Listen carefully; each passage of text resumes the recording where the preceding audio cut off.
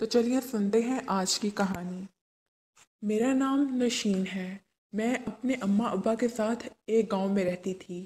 मैं बचपन ही से अपने वालिदैन की लाडली बेटी थी। हमारा घर नहायत ही खस्ता हाल का था। मैं 8 साल की थी जब हमारे घर के सामने एक आलीशान बंगला तैयार हुआ। कुछ ही अरसे बाद वहाँ एक फैमिली रहायश पजीर हो गई।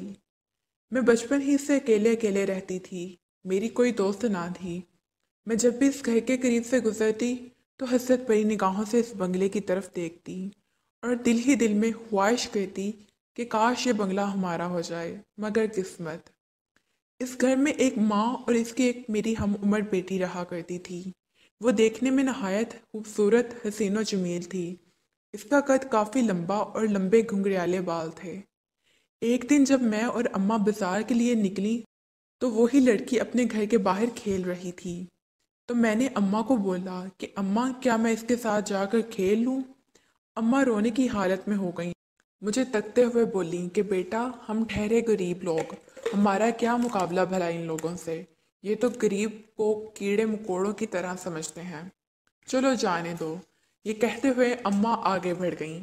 वही लड़की मेरे पास आई और बोली कि हम कल ही यहाँ शिफ्ट हुए हैं, मेरी कोई दोस्त नहीं है, क्या तुम मेरी दोस्त बनना पसंद करोगी? इसने अपना नाम बताया कि वो नीदा है। लो जी, इतनी सी बात थी कि हम दोनों गहरी दोस्तें बन गईं। हम सारा दिन इकट्ठी रहती थीं और शाम को मैं अपने घर वापस आ जाती। इसका वालिद, जिसका नाम बरकत अली था, वो बाहर के मुल्क चले गए थे, जिसकी वजह से निदा बहुत उदास उदास रहने लग गई थी। वो अपनी माँ बाप की इकलौती बेटी थी और अपने बाप की लाडली बेटी थी। इसके वालिद बाहर एक अच्छा कारोबार संभालते थे और वहाँ से निदा को तरह तरह के तवाइफ भेजते थे। निदा इन सब में मुझे शामिल करना ज़रूरी समझती थी। हम दिन रात इकट्ठे रहने लग गए। वो बहुत ही मासूम दिखती थी, लेकिन वो काफ़ी शरारती भी थी। इसके घर में सिर्फ अम्मा और वो थीं। वो मुझे भी अपने घर ले जाती और मुझे वहाँ रुकने को कहती। अमीर होने की वजह से इसके घर वाले नहायत खुले जहन के मालिक थे। हर तरह की चीज़ इससे मैसर थी और इस पर किसी किस्म की पाबंदी भी ना थी। हमने एक ही स्कूल में एडमिशन लिया और इकट्ठे स्कूल जाने लगी। हम दोनों क्लास में अव्वल आने के लिए नहायत मेहनत करती, एक दूसरे की मदद करती और हमेशा इम्तहान में अव्वल आती। 10वीं के फाइनल इम्तहान देकर अभी हम फारिग हुए थे कि मेरे वालिद को हार्ट अटैक हुआ और वो दुनिया से रुखसत हो गए। बाप के मरने की देर थी कि हमें भूख के लाले पड़ गए। अम्मा कपड़े सिलाई करती और इससे जो भी खर्च आता, इससे घर का खर्च बामुश्किल पूरा होता। अब आगे मैंने कॉलेज जाना था, जो कि मेरे मुस्तकबिल के लिए बहुत ज़रूरी था। अब्बा के चले जाने के बाद हमारे घर में कमाने वाला कोई ना था सिवाय अम्मा के। लिहाजा मैंने फिर भी अपनी पढ़ाई जारी रखने का फ़ैसला किया। मैंने एक गवर्नमेंट कॉलेज में एडमिशन ले लिया और अपनी पढ़ाई जारी रखी। इधर निदा एक अच्छे प्राइवेट कॉलेज में एडमिशन ले चुकी थी। हम फिर जुदा जुदा हो गईं और निदा के घर इसका ध्यान रखने वाला कोई न था। वो दिन ब दिन खराब होती जा रही थी। वो सारा दिन बाहर ही गुजारती थी, कभी कभार देर से आती और कभी कभार अपनी ही दोस्तों के यहाँ रुक जाती। इसे नई दुनिया के लोग बहुत पसंद थे। इससे हर रोज़ नए नए दोस्त बनाना होते थे। ताहम हमने कॉलेज तो अलहदा ही जाना होता था, मगर अक्सर मुलाकात हो जाती थी। इसी दौरान इसकी वालदा बहुत बीमार रहने लगी। उन्होंने मुझे इसको समझाने का कहा, मगर मुझे पता था कि वो किसी की बात नहीं मानेगी। मैंने आंटी का दिल रखने के लिए उन्हें कहा कि आप परेशान ना हो, ये ठीक हो जाएगी। एक रात जब मैं छत पर पढ़ रही थी तो मैंने अचानक देखा कि निदा के घर एक काफ़ी लंबी चौड़ी गाड़ी खड़ी हुई है। जब मैंने गौर किया तो वो निदा की खाला थी और साथ में इसका कज़न फुरकान, जो नहायत सादा सा आदमी था। वो इनकी तरह आज़ाद ख्यालात का मालिक ना था और वो निदा को नहायत पसंद करता था। इसलिए वो अपनी वालिदा को लेकर इनके घर रिश्ते के लिए आया था। वो अपने साथ तरह तरह की मिठाइयों की टोकरियाँ उठाए हुए थे। वो नहायत सुलझा इंसान था। वो इनकी तरह के नज़रियात के ख़िलाफ़ था और निदा शादी के सख्त खिलाफ थी। इसने मेरे साथ पहले भी अपने कज़न फरकान के बारे में बात की थी कि वो मुझे दिलो जान से चाहता है, मगर फ़र्क सिर्फ इतना है कि वो मुझ पर पाबंदियाँ लगाएगा, इसलिए मैं इस रिश्ते को कबूल नहीं कर सकती। اور یہی بات اس نے اپنی خالہ کے سامنے کی، جس پر خالہ کو بہت غصہ آ گیا اور وہ اٹھ کر چلی گئیں۔ ندا نے سمجھا کہ خطرہ ٹل گیا ہے، اس لیے وہ میرے گھر آئی اور مجھے سارا واقعہ سنایا۔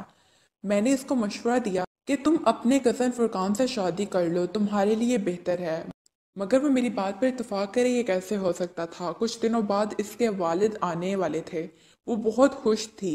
جب اس کی خالہ کو پتہ چلا کہ ندا کے والد آنے والے ہیں تو وہ چلی آئی۔ ندا جب کالج سے گھر گئی تو اس کے والد اور خالہ باتیں کر رہے تھے۔ وہ سمجھی کہ شاید وہ اسی کے رشتے کی بات کر رہے ہیں، اسی وجہ سے وہ غصے سے تلملا اٹھی اور اپنے کمرے میں چلی گئی۔ رات کو اپنی دوست کی سالگرہ کا بہانہ بنا کر میری طرف چلی آئی۔ رات کے 8 بجے تھے کہ ہمارے گھر کے دروازے پر دستک ہوئی۔ میں نے پوچھا کون ہے؟ میں ہوں۔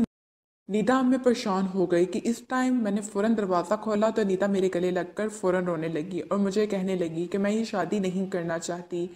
میں اسے اندر لے آئی اور اس کو کافی سمجھایا، مگر وہ سمجھنے کو تیار نہ تھی۔ وہ مجھے اپنے ساتھ لے جانے آئی تھی۔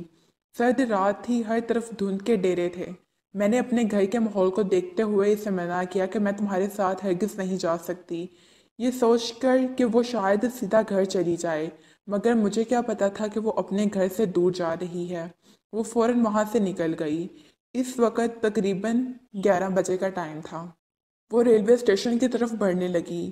وہاں پہنچی تو پتہ لگا کہ موسم کی خرابی کی وجہ سے آج ٹرین نہیں آئے گی۔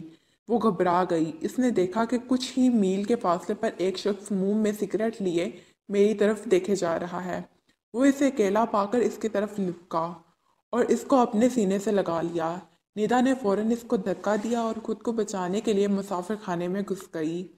ہر طرف اندھیرا ہی اندھیرا تھا۔ وہ شخص اسے پاگلوں کی طرح ڈھونڈ رہا تھا، مگر اندھیرے کی وجہ سے وہ بچ گئی۔ کافی دیر اندر رہنے کے بعد اس نے باہر نکلنے کا فیصلہ کیا۔ جیسے ہی وہ باہر گھر جانے کے لیے نکلی تو اس نے دیکھا کہ 5 آدمیوں کا جھنڈ اس کے سامنے کھڑا ہے۔ وہ پانچوں شراب کے نشے میں دھت تھے۔ وہ اپنی ہوس کے مارے اپنا شکار ڈھونڈ رہے تھے۔ ندا نے جب ان کو اچانک یوں دیکھا تو وہ گھبرا گئی اور اسی گھبراہٹ میں وہ بے ہوش ہو کر زمین پر گر گئی، اور جب ندا کی آنکھ کھلی تو اس نے اپنے آپ کو ایک بند کمرے میں پایا۔ کپڑوں کی حالت بہت خراب تھی۔ وہ صرف سن سکتی تھی اور محسوس کر سکتی تھی۔ اسے زور سے باندھ کر رکھا گیا تھا۔ کچھ دیر بعد دروازہ آہستگی سے کھلا۔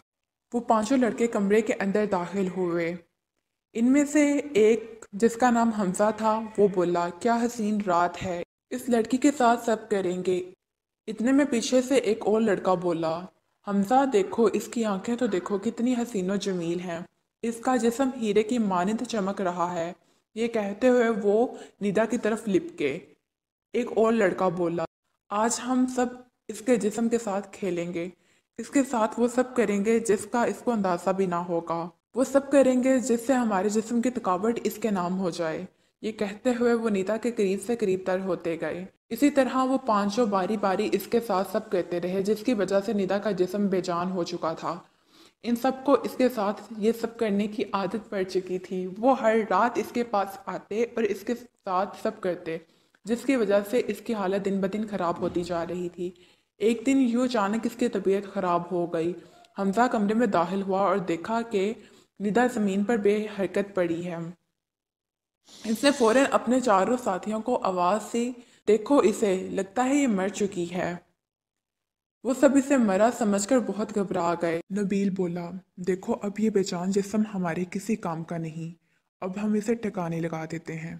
ادھر اس کے گھر والے گھر چھوڑ کر جا چکے تھے، یہ سمجھ کر کہ نیدا کسی کے ساتھ بھاگ چکی ہے، اور ادھر نیدا کو مرا ہوا سمجھ کر نبیل نے اسے ایک کپڑے میں لپیٹ کر کوڑا کرکٹ کے ڈھیر پر چھوڑ دیا۔ جیسے ہی نیدا کو ہوش آیا تو وہ درد سے چور تھی اور اس نے اپنے آپ کو ایک ہسپتال میں پایا۔ جب اسے ڈاکٹرز نے آ کر بتایا کہ آپ تو ماں بننے والی ہیں، یہ سن کر نیدا بہت گھبرا گئی۔ اس کی تو جیسے دنیا ہی رک گئی ہو۔ وہ پریشان تھی کہ وہ اپنے گھر والوں کو کیا جواب دے گی۔ وہ گھر تو جانا چاہتی تھی، مگر اس سب کے باوجود وہ بہت پریشان تھی۔ وہ میرے پاس آئی، رات کا تقریباً 1 کا ٹائم تھا۔ میں نے دروازہ کھولا تو نیدا تم، اس کی یہ حالت دیکھ کر میں گھبرا گئی۔ اسے اندر لے آئی اور اس کی مرہم پٹی کی۔ اس کے سر سے خون بہہ رہا تھا۔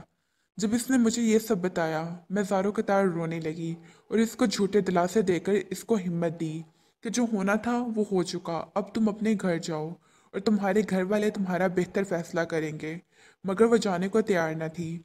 कुछ भी करके मैंने इसको घर जाने पर आमादा कर लिया। घर तो उन्होंने तब्दील कर लिया था और खुशकिस्मती से वो मुझे अपने घर का एड्रेस देकर गए थे। इसने ये सुनते ही मुझसे एड्रेस लिखवाया और इस पते की खोज में निकल पड़ी। वही ख्यालात इसको फिर से सताने लगे कि वो क्या करेगी, वो क्या जवाब देगी, क्या वो एक हादसे से दो चार हुई है या ये सब इसकी मर्जी से हुआ है। वो इसी सोचो विचार में गुम थी कि एक तेज रफ्तार ट्रक आया और तेजी से इसको कुचल दिया। दोनों माँ बच्चा वहीं दम तोड़ गए। आज इस वाक़ये को तकरीबन 10 साल गुजर चुके हैं। मेरी शादी इसी के कज़न फुरकान से हो चुकी थी। मेरे 2 बेटे थे। आज मैं अपनी ज़िंदगी में बहुत खुश हूँ। मुझे समझने वाला इंसान मिला और इधर निदा के साथ क्या हुआ, इसकी ज़िद और लापरवाही ने इसकी ज़िंदगी तबाह करके रख दी। वो अपने कज़न फुरकान के साथ आज़ादी पर मादा हो जाती तो वो भी आज मेरी तरह एक खुशहाल ज़िंदगी गुजार रही होती।